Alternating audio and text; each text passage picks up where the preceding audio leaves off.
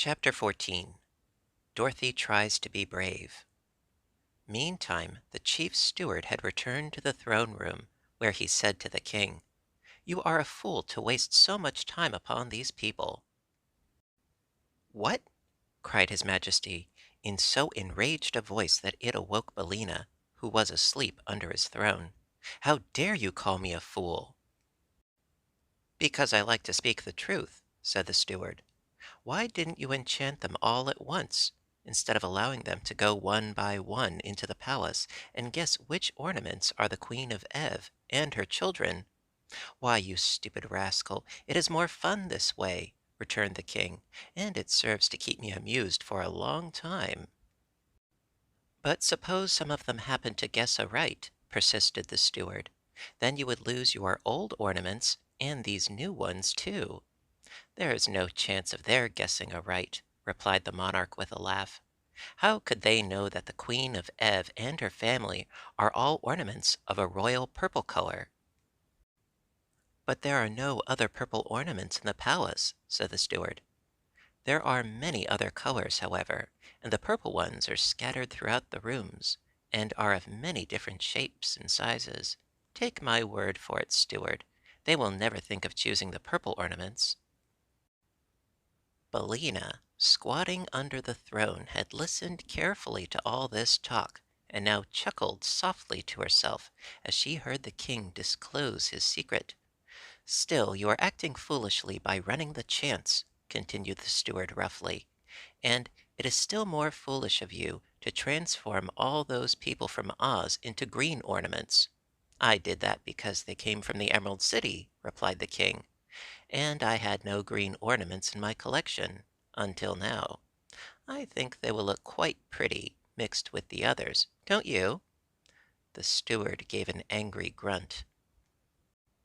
"Have your own way, since you are the king," he growled. "But if you come to grief through your carelessness, remember that I told you so. If I wore the magic belt which enables you to work all your transformations and gives you so much other power, I am sure I would make a much wiser and better king than you are." "Oh, cease your tiresome chatter," commanded the king, getting angry again. "Because you are my chief steward, you have an idea you can scold me as much as you please. But the very next time you become impudent, I will send you to work in the furnaces, and get another gnome to fill your place. Now, follow me to my chamber, for I am going to bed, and see that I am wakened early tomorrow morning. I want to enjoy the fun of transforming the rest of these people into ornaments."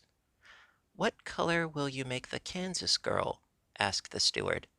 "Gray, I think," said his majesty. "And the Scarecrow and the Machine Man?" "Oh, they shall be of solid gold, because they are so ugly in real life." Then the voices died away, and Billina knew that the king and his steward had left the room. She fixed up some of her tail feathers that were not straight, and then tucked her head under her wing again, and went to sleep. In the morning, Dorothy and the lion and tiger were given their breakfast in their rooms, and afterward joined the king in his throne room. The tiger complained bitterly that he was half starved, and begged to go into the palace and become an ornament, so that he would no longer suffer the pangs of hunger. "Haven't you had your breakfast?" asked the Gnome King. "Oh, I had just a bite," replied the beast. "But what good is a bite to a hungry tiger? He ate 17 bowls of porridge, a platter full of fried sausages, 11 loaves of bread, and 21 mince pies," said the steward. "What more do you want?" demanded the king. "A fat baby. I want a fat baby," said the hungry tiger. "A nice, plump, juicy, tender, fat baby. But, of course, if I had one, my conscience would not allow me to eat it, so I'll have to be an ornament and forget my hunger." "Impossible!" exclaimed the king. "I'll have no clumsy beasts enter my palace to overturn and break all my pretty knickknacks. When the rest of your friends are transformed, you can return to the upper world and go about your business. As for that, we have no business when our friends are gone," said the lion. so we do not care much what becomes of us." Dorothy begged to be allowed to go first into the palace, but Tik-Tok firmly maintained that the slave should face danger before the mistress. The Scarecrow agreed with him in that, so that the Gnome King opened the door for the Machine Man, who tramped into the palace to meet his fate. Then His Majesty returned to his throne and puffed his pipe so contentedly that a small cloud of smoke formed above his head. "By and by," he said, "I'm sorry there are so few of you left. Very soon now my fun will be over, and then for amusement I shall have nothing to do but admire my new ornaments." "It seems to me," said Dorothy, "that you are not so honest as you pretend to be." "How's that?" asked the king. "Why, you made us think it would be easy to guess what ornaments the people of Ev were changed into." "It is easy," declared the monarch, "if one is a good guesser. But it appears that the members of your party are all poor guessers." "What is Tik-Tok doing now?" asked the girl uneasily. "Nothing," replied the king with a frown. "He is standing perfectly still in the middle of the room." "Oh, I expect he's run down," said Dorothy. "I forgot to wind him up this morning. How many guesses has he made?" "All that he is allowed, except one," answered the king. "Suppose you go in and wind him up, and then you can stay there and make your own guesses." "All right," said Dorothy. "It is my turn next," declared the Scarecrow. "Why, you don't want to go away and leave me all alone, do you?" asked the girl. "Besides, if I go now, I can wind up Tik-Tok, so that he can make his last guess." "Very well, then," said the Scarecrow with a sigh. "Run along, little Dorothy, and may good luck go with you." So Dorothy, trying to be brave in spite of her fears, passed through the doorway into the gorgeous rooms of the palace. The stillness of the place awed her at first, and the child drew short breaths and pressed her hand to her heart and looked all around with wondering eyes.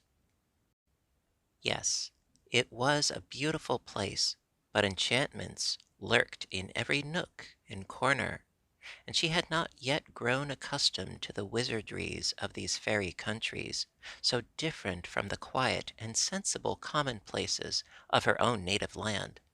Slowly she passed through several rooms until she came upon Tik-Tok, standing motionless. It really seemed then that she had found a friend in this mysterious palace, so she hastened to wind up the machine man's action and speech and thoughts. "Thank you, Dorothy," were his first words. "I have now one more guess to make." "Oh, be very careful, Tik-Tok, won't you?" cried the girl. "Yes, but the Gnome King has us in his power, and he has set a trap for us. I fear we are all lost," he answered. "I fear so too," said Dorothy sadly. "If Smith and Tinker had given me a guessing clockwork attachment," continued Tik-Tok, "I might have defied the Gnome King, but my thoughts are plain and simple, and are not of much use in this case." "Do the best you can," said Dorothy encouragingly, "and if you fail, I will watch and see what shape you are changed into." So Tik-Tok touched a yellow glass vase that had daisies painted on one side, and he spoke at the same time the word Ev.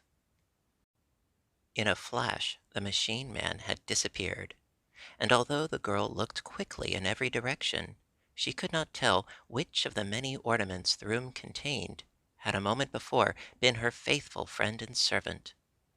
So all she could do was to accept the hopeless task set her, and make her guesses, and abide by the result. "It can't hurt very much," she thought, "for I haven't heard any of them scream or cry out, not even the poor officers. Dear me, I wonder if Uncle Henry or Aunt Em will ever know I have become an ornament in the Gnome King's palace, and must stand for ever in one place, and look pretty, except when I move to be dusted.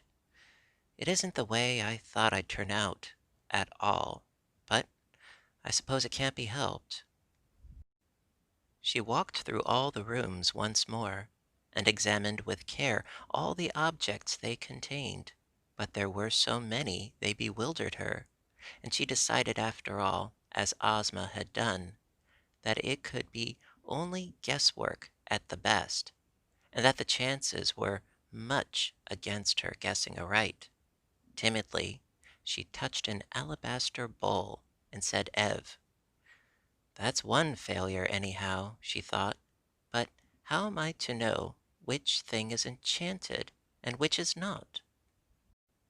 Next, she touched the image of a purple kitten that stood on the corner of a mantel, and as she pronounced the word Ev, the kitten disappeared, and a pretty fair-haired boy stood beside her. At the same time, a bell rang somewhere in the distance, and as Dorothy started back, partly in surprise and partly in joy, the little one exclaimed, "Where am I? And who are you? And what has happened to me?" "Well, I declare," said Dorothy, "I've really done it." "Done what?" asked the boy. "Saved myself from being an ornament," replied the girl with a laugh, "and saved you from being forever a purple kitten." "A purple kitten?" he repeated. "There is no such thing."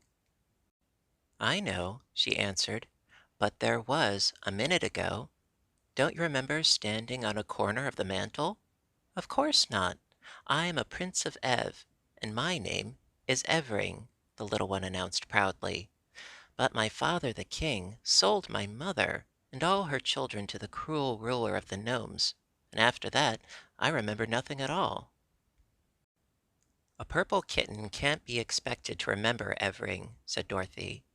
"But now you are yourself again, and I'm going to try to save some of your brothers and sisters, and perhaps your mother as well. So come with me." She seized the child's hand and eagerly hurried here and there, trying to decide which object to choose next. The third guess was another failure, and so was the fourth and the fifth. Little Evering could not imagine what she was doing, but he trotted along beside her very willingly, for he liked the new companion he had found. Dorothy's further quest proved unsuccessful, but after her first disappointment was over, the little girl was filled with joy and thankfulness to think that after all she had been able to save one member of the royal family of Ev, and could restore the little prince to his sorrowing country. Now she might return to the terrible Gnome King in safety, carrying with her the prize she had won in the person of the fair-haired boy. So she retraced her steps until she found the entrance to the palace, and as she approached, the massive doors of rock opened of their own accord, allowing both Dorothy and Evering to pass the portals and enter the throne room.